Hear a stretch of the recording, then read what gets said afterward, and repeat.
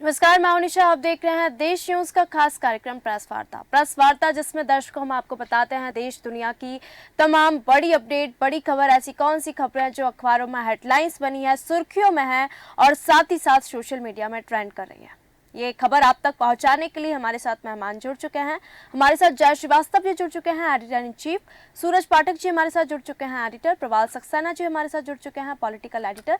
ये सभी आपको तमाम अपडेट, तमाम जानकारी देंगे। सीधे चलेंगे जय श्रीवास्तव जी के पास, क्योंकि इलेक्टोरल बॉन्ड को लेके जो खबरें हैं वो लगातार सुर्खियों में है और इसी ने इलेक्टोरल बॉन्ड का डेटा भी जारी कर दिया है और 763 पेजों की 2 लिस्ट वेबसाइट पर अपलोड की है।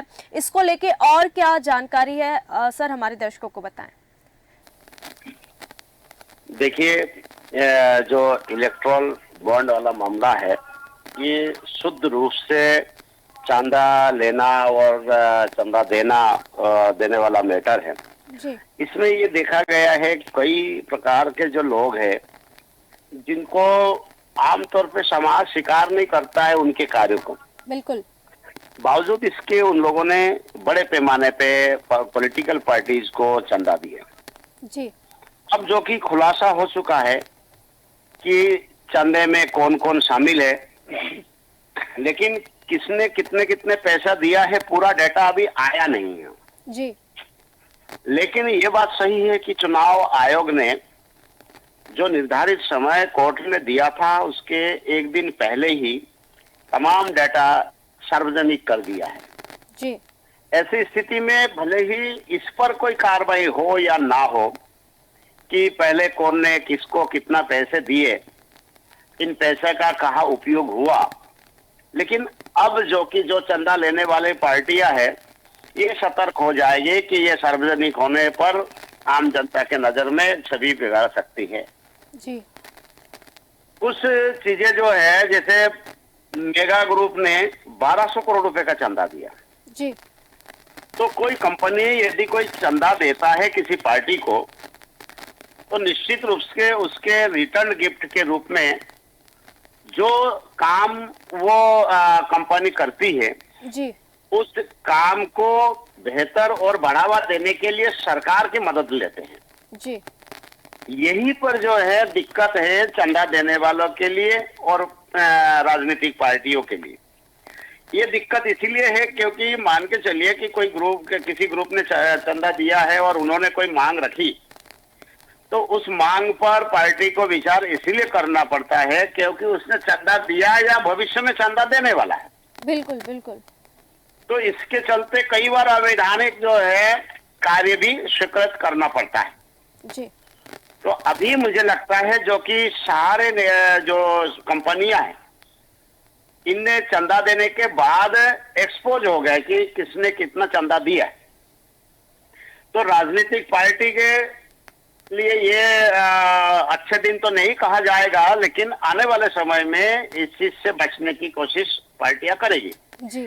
दूसरी बात यह है कि जो चंदा देने वाली कंपनियां हैं, अब उसके नजर में वो कंपनियां भी अब बचेगी अभी चंदा देने से, क्योंकि चंदा देने के बाद जब आम पब्लिक में ये उजागर हो जाता है कि फलाने ग्रुप ने इतने करोड़ रुपया चंदा दिया, तो आम जनता के नजर में ये देखते हैं कि अच्छा इतना चंदा देते हो और पब्लिक के लिए कुछ नहीं करते हो, तो उसके लिए भी एक दुविधा का दिन है ये। बिल्कुल। मुझे लगता है कि राजनीतिक पार्टियां और चंदा देने वाले जो कंपनियां हैं, इन दोनों के लिए जो है आने वाले समय में बहुत फूक फूक के कदम रखने की आवश्यकता है। बिल्कुल बिल्कुल। ये तो हो गया हकीकत है। अब राजनीति में जैसे भारतीय जनता पार्टी है, जी। ये इतनी बड़ी पार्टियां हो गई है और सरकार में है, तो इनको जो चंदा मिल रहा है अगर वो नहीं मिले या उसमें थोड़ी बहुत कमी हो जाए तो इनको कोई फर्क नहीं पड़ेगा। बिल्कुल। लेकिन जो छोटी छोटी पार्टियां हैं, जो एक स्टेट के बड़े पार्टियां कहलाती हैं, बड़ी पार्टियों को भी अब चंदा, स्टेट के बड़ी पार्टियों को भी चंदा मिलने में अभी दिक्कत आएगी। बिल्कुल। इससे भारतीय जनता पार्टी को लाभ मिलना है। जी। एक और इससे आम जनता को या जो राजनीतिक गलियारे के जो लोग हैं उनको समझ में आ रहा था कि ये चंदाखोरी वाला जो मैटर है इसमें भारतीय जनता पार्टी घिर जाएगी, मतलब उनको नुकसान होगा। लेकिन अब पता चल रहा है कि उनको नुकसान नहीं है, उनको फायदा मिलना है। जी नुकसान उन छोटी पार्टियों को है जो क्षेत्रीय पार्टी है। तो इसीलिए ये एक बड़ा मुद्दा है। जी जी निशा। जी बिल्कुल, हम सीधे चलेंगे सूरज पाठक जी के पास। सूरज जी, ऐसी कोई अपडेट, ऐसी कोई जानकारी जो आज अखबारों में सुर्खियों में बनी हुई है और अखबारों के फ्रंट पेज में हेडलाइन बनी हुई है, हमारे दर्शकों को बताएं।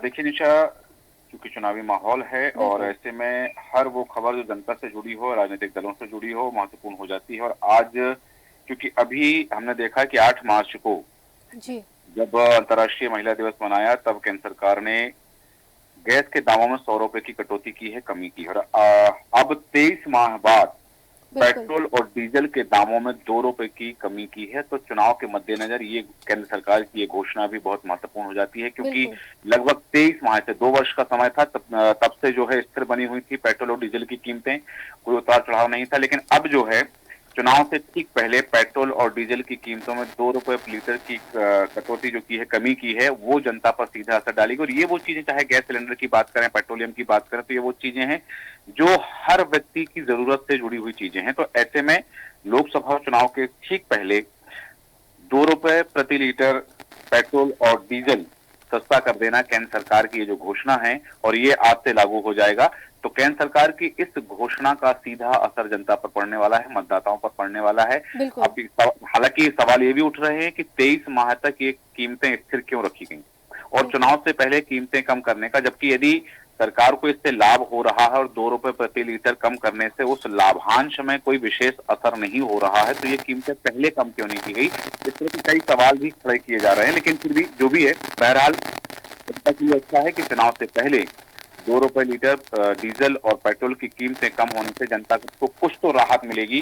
क्योंकि बात जहां महंगाई की होती है, बात जहां बेरोजगारी की होती है, क्योंकि विपक्ष के पास केवल यही मुद्दे हैं जिन मुद्दों को लेकर के वो सत्ता पक्ष को घेर सकती है। बिल्कुल। तो बिल्कुल। उन मुद्दों पर भी कहीं ना कहीं उन मुद्दों की हवा निकालने की दिशा में केंद्र सरकार ये काम कर रही है कि अंतर्राष्ट्रीय महिला दिवस पर गैस की कीमतों में 100 रुपए की कमी की गई है, और चुनाव से पहले अब डीजल और पेट्रोल की कीमतों में 2 रुपए की कमी की गई। दूसरी एक और बड़ी खबर जी जिसको लेकर के कल दिन भर भी चर्चा रही है और आज भी अखबारों की सुर्खियों में है, और मुख्य रूप से स्थान दिया गया उस खबर को, एक देश एक चुनाव। बिल्कुल। ये 8 सदस्यीय समिति बनी थी सितंबर 2023 में, और पूर्व राष्ट्रपति रामनाथ कोविंद इस समिति के अध्यक्ष थे। उन्होंने कल एक देश एक चुनाव की अवधारणा की जो रिपोर्ट है, उस रिपोर्ट को राष्ट्रपति को सौंप दिया है। अब इस रिपोर्ट को सौंपे जाने के बाद में जब चूंकि नई सरकार बनेगी, 2024 के लोकसभा चुनाव के परिणाम आने के बाद जो सरकार बनेगी, वह सरकार इसे कैबिनेट में लाएगी। कैबिनेट के बाद में दोनों सदनों में यह प्रस्ताव जाएगा, इस पर चर्चा होगी, और दोनों सदनों में यह प्रस्ताव पारित हो जाने के बाद में, स्वीकृत हो जाने के बाद में राष्ट्रपति के पास जाएगा, और राष्ट्रपति इसे मंजूरी देंगी, तब यह लागू होगा। हालांकि पूर्ण रूप से लागू होगा 2029 के चुनाव से। बीच में 3 चरण का प्रावधान दिया गया है, जिसमें पहले चरण में 2024 में चुनाव हो सकते हैं, दूसरे चरण में 2025 में, और तीसरे चरण में 2026 में चुनाव हो सकते हैं। और कुछ विधानसभाओं का कार्यकाल घटाया जा सकता है और कुछ विधानसभाओं का कार्यकाल बढ़ाया जा सकता है। 2026 में जो चुनाव होने की बात कही गई है तीसरे चरण की, तो उन विधानसभाओं का कार्यकाल 2.25 साल का रहने का प्रावधान इसमें दिया गया। हालांकि इसमें बहुत सारी चीजें बताई गई हैं। 18,626 पेज की यह रिपोर्ट सौंपी गई है, 8 अध्याय हैं इसके।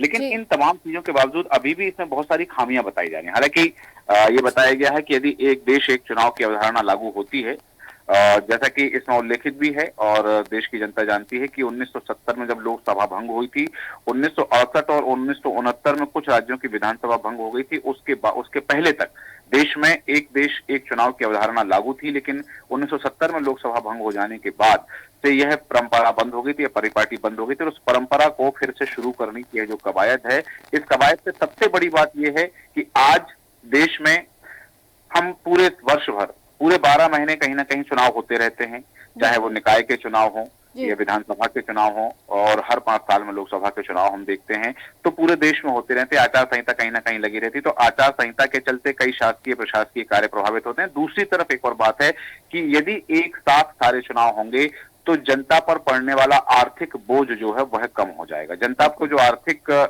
बोझ झेलना पड़ता है चुनाव के कारण, वो कम हो जाएगा और यदि वो जो राशि बचेगी वो जनता के विकास कार्यों में खर्च हो सकेगी और देश आर्थिक रूप से उन्नति कर सकेगा और ज्यादा उन्नतवान हो सकेगा। बड़ी बात यह है कि एक देश एक चुनाव के कारण ये चीजें हो जाएंगी कि जनता को एक समय पर, एक ही दिन, एक साथ निकाय के प्रतिनिधि, विधानसभा के प्रतिनिधि और संसद के प्रतिनिधि चुनने का अवसर रहेगा कि वो एक साथ एक ही दिन चुनाव के माध्यम से अपने स्थानीय स्तर पर, राज्य स्तर पर और राष्ट्रीय स्तर पर अपने प्रतिनिधि चुन सकते हैं। एक और खबर की ओर ध्यान आकर्षित कराना चाहूंगा निशा में कि बहुत दिनों से जिस खबर को लेकर चर्चा थी, चुनाव आयुक्त की नियुक्ति को लेकर के, और कल इसकी बैठक हुई है और चुनाव आयुक्त की नियुक्ति हो चुकी है। और मैं बता दूं कि जो ज्ञानेश और डॉक्टर सुखबीर संधू की जो नियुक्ति हुई है नए चुनाव आयुक्त के रूप में, हालांकि अब ये बताया जा रहा था कि देश में लोकसभा चुनाव की आचार संहिता कभी भी लागू हो सकती है और संभावना यह है कि चूंकि एक ही 3 सदस्यीय आयोग, 3 आयुक्त तो होते हैं, एक ही बचे थे और अब इन दोनों चुनाव आयुक्त की नियुक्ति हो जाने के बाद में कभी भी देश में लोकसभा की अधिसूचना जारी हो सकती है, आचार संहिता लागू हो सकती है। इनको लेकर के बहुत सारी बातें सामने आई हैं, जहां अधीर रंजन चौधरी ने कहा कि पहले उनको 112 लोगों की लिस्ट सौंपी गई, फिर 6 लोगों के शॉर्टलिस्ट किए गए और पहले से नाम तय थे और ये केवल बैठक जो कल रखी गई, प्रधानमंत्री की अध्यक्षता वाली जो बैठक रखी गई है, वो केवल एक फॉर्मेलिटी थी, नाम पहले से तय कर लिए गए थे, उनसे पूछा भी नहीं गया, नामों की घोषणा कर दी गई है। तो अब ये जो तमाम चीजें हैं, इसको लेकर के देश चुनाव के लिए भी तैयार है। हालांकि विपक्ष की ओर से हमेशा विरोध की भूमिका रहती है कि केंद्र सरकार कोई भी कदम उठाती है तो उसके विरोध में, चाहे किसी कानून को लागू करने की बात करें, ये जो नियुक्तियां की गई इसके विरोध में भी कहीं ना कहीं अधीर रंजन चौधरी के जो बयान सामने आए हैं, बैठक से बाहर निकल कर मीडिया से चर्चा में उन्होंने जो कहा है कि उनका गुस्सा फूटा है। उन्होंने कहा है कि पूछा भी नहीं गया या यह प्रक्रिया जो थी उससे वो असंतुष्ट हैं, उन्होंने उस प्रक्रिया में जो होना चाहिए था वो नहीं हुआ है कि शॉर्ट लिस्ट में 6 सदस्यों के नाम थे और पहले से 2 नाम तय कर लिए गए थे और उनकी घोषणा कर दी गई है। तो इस तरह से उन्होंने इस प्रक्रिया पर सवाल भी उठाए। जी। बिल्कुल। और हमारे साथ पॉलिटिकल एडिटर प्रवाल सक्सेना जी जुड़े हैं और राजनीति से जुड़ी तमाम अपडेट लेंगे, क्योंकि लोकसभा चुनाव नजदीक है और कांग्रेस बीजेपी में लगातार क्या चल रहा है, क्या सुर्खियों में चल रहा है, हमारे दर्शकों को बताएं। निशा, देखिए, राजनीति का दौर जारी है और इस बीच जो है चुनाव की तैयारियां लगभग पूरी हो चुकी हैं। जी। इस बीच मध्य प्रदेश में जो बड़ी खबर निकल के आ रही है कि मुख्य सचिव वीरा राणा को 3 महीने का एक्सटेंशन मिल सकता है, जिसके आदेश 1 या 2 दिन में जारी हो जाएंगे। जी। क्योंकि वीरा राणा जो है सबसे सीनियर IAS अधिकारी हैं और 31 मार्च को उनका सेवानिवृत्ति थी। क्योंकि अभी चुनाव है इसलिए उनको अभी अगले 3 महीने के लिए एक्सटेंशन देने की शासन ने जो है यहाँ से मध्य प्रदेश सरकार ने केंद्र को सिफारिश की थी और ऐसा माना जा रहा है कि 3 महीने के लिए उनको ये सैद्धांतिक मंजूरी मिल जाएगी। 1988 बैच की IAS वीरा राणा सबसे वरिष्ठतम है और पहले जब विधानसभा चुनाव आए थे उस समय तत्कालीन मुख्य सचिव इकबाल सिंह बैस की सेवावृत्ति को दूसरी अवधि पूरी हुई थी। उसके बाद चुनाव आयोग की सहमति के बाद ही वरिष्ठता के आधार पर वीरा राणा को मुख्य सचिव बनाया गया था। जी। देखिए, अंतर्राष्ट्रीय महिला दिवस अभी निकला है और महिलाओं के प्रति सरकार का रुख कहीं ना कहीं दिखाई दे रहा है, इसलिए प्रदेश के इतिहास में ये दूसरा अवसर है जब किसी महिला के हाथ में प्रशासनिक कमान सौंपी गई है और करीब 1.5 माह बाद राणा को CS बनाया गया था। जी।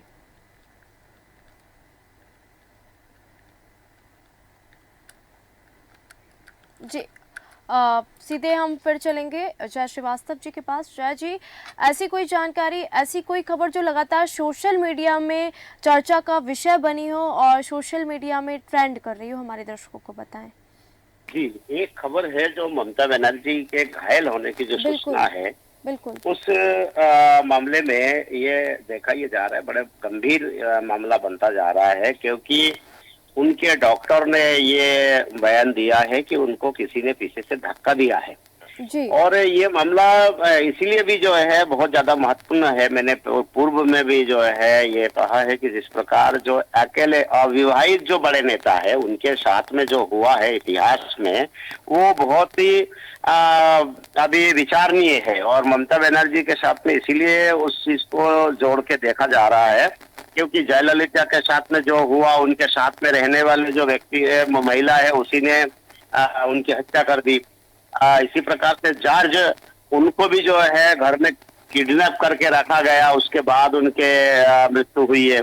फिर काशीराम है, वो भी जो अकेले रहते थे, उनको भी किडनैप मतलब एक तरह से बंदी बना के रखा गया था अंतिम समय में, और उसके बाद उनके मृत्यु हो गई है। तो जयललिता, काशीराम और जॉर्ज को देखने के बाद ये लगता है कि ममता बनर्जी भी अभी 70 साल की लगभग हो गई है, तो उनको जो सिक्योरिटी बढ़ाना चाहिए। अगर बेडरूम में वो गिर गई है और डॉक्टर ये बोल रहे हैं कि उनको किसी ने धक्का दिया है, तो हो सकता है कि जो विरासत संभालने के लालची लोग हैं वो उनके लिए किसी उस दिन का इंतजार कर रहे हो जो जयललिता, जॉर्ज और काशीराम के साथ हुआ है। तो ये सारे लोग जो अविवाहित लोग हैं, उनको हमेशा जो है ये खतरा बना रहता है, क्योंकि कभी भी जो है उनको उनके बच्चे बच्चे नहीं होने के कारण से जो इर्द गिर्द के जो लोग हैं वो मौके की तलाश में रहते हैं और विरासत हासिल करना चाहते हैं। तो ममता बनर्जी ने जो आरोप लगाया है, वो तो इसमें गंभीरता से लेके इसके इतने डीपली अध्ययन होना चाहिए कि पुनरावृत्ति ना हो। जो घटना इन लोगों के साथ पहले घटी है, उससे सबक लेते हुए इसकी जांच बिठाना चाहिए। और पहली बार ममता बनर्जी के साथ में ये घटना नहीं घटी है, ये चौथी मर्तबा है। और देखिए कितनी बड़ी बात है कि पहले इलेक्शन से पहले जब ये मामला बना था, जब उनके पैर में फ्रैक्चर था, तो उन्होंने भारतीय जनता पार्टी को पर आरोप लगाया था कि उन्होंने सुनिश्चित तरीके से षड्यंत्र रच के मेरे जो है ऊपर हमला कराया है जी। लेकिन इस बार तो मामला बेडरूम का है, तो बेडरूम में तो कोई विपक्ष नहीं आएगा। बेडरूम में तो वही लोग आएंगे जो घर के ही लोग होंगे, या जो आपके इर्द गिर्द के लोग हैं वही रहेंगे। तो इसके डीपली अध्ययन होना चाहिए कि ममता बनर्जी क्या ये नौटंकी कर रही है या ये षड्यंत्र के शिकार हो रही है। बिल्कुल। तो इसमें जांच का विषय है कि आप देखिएगा, बेडरूम में अगर किसी को धक्का दे दे और इस बार बच गई है, हो सकता है कि अगले बार ये कोई बड़ी घटना घट जाए और उनकी जान चली जाए। और एसपीजी सुरक्षा होने के बाद भी अगर उनको उनके साथ में इस प्रकार की घटना घटी है, तो निश्चित रूप से जो है ये विचारणीय है। और पूर्व का अनुभव अच्छा नहीं रहा बड़े नेताओं के साथ, और एकांतवास करने वाले जो नेता है उनके साथ जो घटना घटी है, उसको ध्यान में रखते हुए इनके सिक्योरिटी को टाइट करना चाहिए। और हो सकता है कि सरकारी एजेंसी से कोई व्यक्ति जो है इनके स्टाफ में रखा जाए, जो 24 घंटे इनके साथ रहे कर्मचारी के रूप में। बिल्कुल बिल्कुल जी। बिल्कुल। और सीधे चलेंगे सूरज जी के पास, क्योंकि लोकसभा चुनाव नजदीक है और ऐसे में क्राइम से जुड़े और सामाजिक मुद्दे जो हैं वो काफी उठते हैं। तो क्राइम और सामाजिक मुद्दे से जुड़ी ऐसी कोई जानकारी जो लगातार सुर्खियों में हमारे दर्शकों को बताएं। देखिए निशा, मैं पहले दो खबरों की ओर ध्यान आकर्षित कराना चाहूंगा जी। एक राष्ट्रीय खबर है, एक अंतर्राष्ट्रीय खबर है। राष्ट्रीय स्तर पर हम देखें तो कल जो अमित शाह का बयान आया जी सीएए को लेकर के देश में नागरिक संशोधन अधिनियम जो लागू किया गया है, उसको लेकर के जो राज्यों में विरोध हो रहा है, उस विरोध पर उन्होंने अपना वक्तव्य जारी किया है और उन्होंने स्पष्ट कहा है कि राज्यों को अधिकार ही नहीं है कि वो इस कानून से इनकार कर सके। बिल्कुल। और उन्होंने जिन राज्यों में और जो विपक्षी दल इसका विरोध कर रहे हैं, उन्होंने कहा है कि वो अपनी सियासत की रोटियां सेंकने के लिए यह विरोध प्रदर्शन कर रहे हैं। वास्तव में यह जो कानून है, यह नागरिकता देने का है, नागरिकता छीनने का कानून नहीं है। और स्पष्ट उन्होंने कहा है, जो चाहे अरविंद केजरीवाल की बात करें, ममता बनर्जी की बात करें, या केरल में जिस तरह से राजनीतिक दल इसके विरोध में प्रदर्शन कर रहे हैं, पुतले दहन कर रहे हैं, तो उनको लेकर के उन्होंने खरी खोटी सुनाई है और बिल्कुल खरी खरी कही है कि ये बात जो है ये देश का कानून है और नागरिकता देने का प्रावधान जो है, अधिकार है, वो केंद्र सरकार के पास होता है, राज्यों का इससे कोई लेना देना नहीं है। तो स्वाभाविक बात है कि राज्य में विरोधी दल जो हैं वो केवल अपनी राजनीतिक रोटियां सेकने के लिए, मतदाताओं को बरगलाने के लिए इस तरह का विरोध प्रदर्शन कर रहे हैं।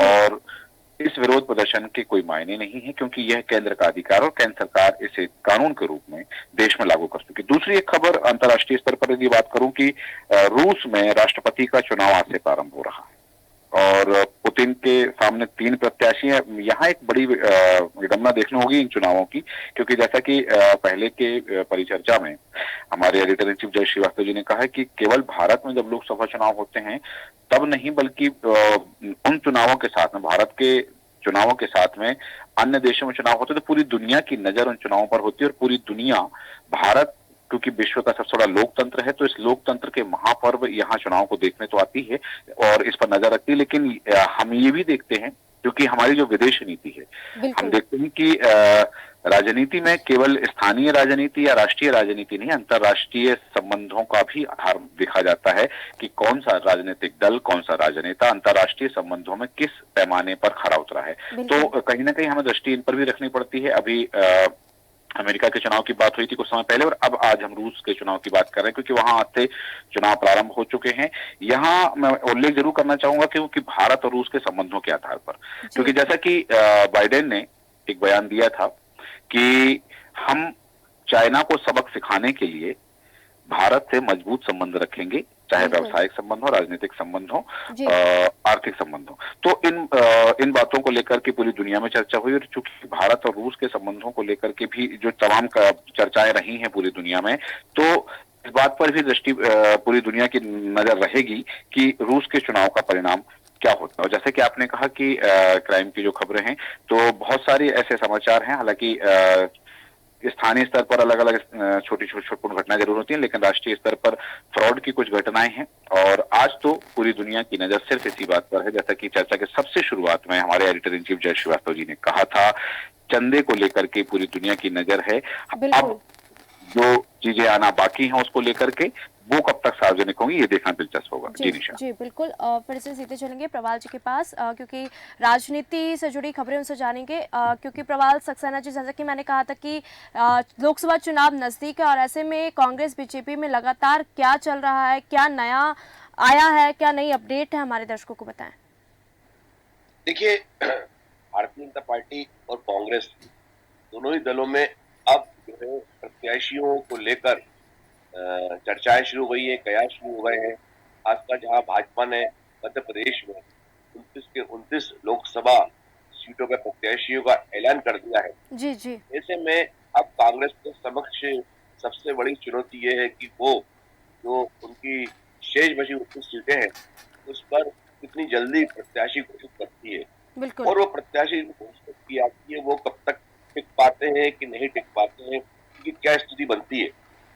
अगर हम राजधानी भोपाल की बात करें तो यहाँ पर भी एक लंबे समय से प्रत्याशी चयन को लेकर कई मापदंड अपनाए गए और पहले कम से कम आधा दर्जन प्रत्याशी दावेदार जो है सामने आए थे, लेकिन अब 2 या 3 प्रत्याशियों के बीच में ही चर्चा चल रही है। बिल्कुल, खासकर यहाँ से वरिष्ठ अधिकारी रहे प्रशासन जेपी माली जी, वो प्रमुख उम्मीदवार के रूप में कांग्रेस सामने आ रहे हैं। इसी तरह अरुण श्रीवास्तव और कर्नल श्याम सुंदर श्रीवास्तव, उनके नाम चर्चा में है। लेकिन सवाल यह है कि कांग्रेस खेमे में इतना उत्साह नहीं है। बिल्कुल, कांग्रेस के अंदर अभी कार्यकर्ताओं में इतना वो है। अभी आप प्रदेश कांग्रेस कार्यालय जाके देखिए, बस सन्नाटा दिखाई देगा और इक्का दुक्का जो दिखेंगे वो भी हमारे पत्रकार साथी ही रहते हैं। तो एक प्रकार से निरस्ता का उत्साहहीन माहौल, जो जिस तरह से पलायन हुआ बड़ी संख्या में वरिष्ठ नेताओं ने अपनी वर्षों पुरानी आस्था पार्टी को छोड़ के कांग्रेस के अंदर अपनी आस्था, भाजपा में अपनी आस्था दिखाई। उसके बाद जो जिले स्तर पर कार्यकर्ता है, विभिन्न काम करते हैं, जो बूथ स्तर पर ब्लॉक स्तर पर काम करते हैं, कहीं ना कहीं मनोवैज्ञानिक उनका मनोबल गिरा है और वो अपने आप को बहुत ही इस समय दयनीय स्थिति पा रहे हैं। बात करने की स्थिति में भी नहीं है कि आखिर ये सब क्यों हो रहा है।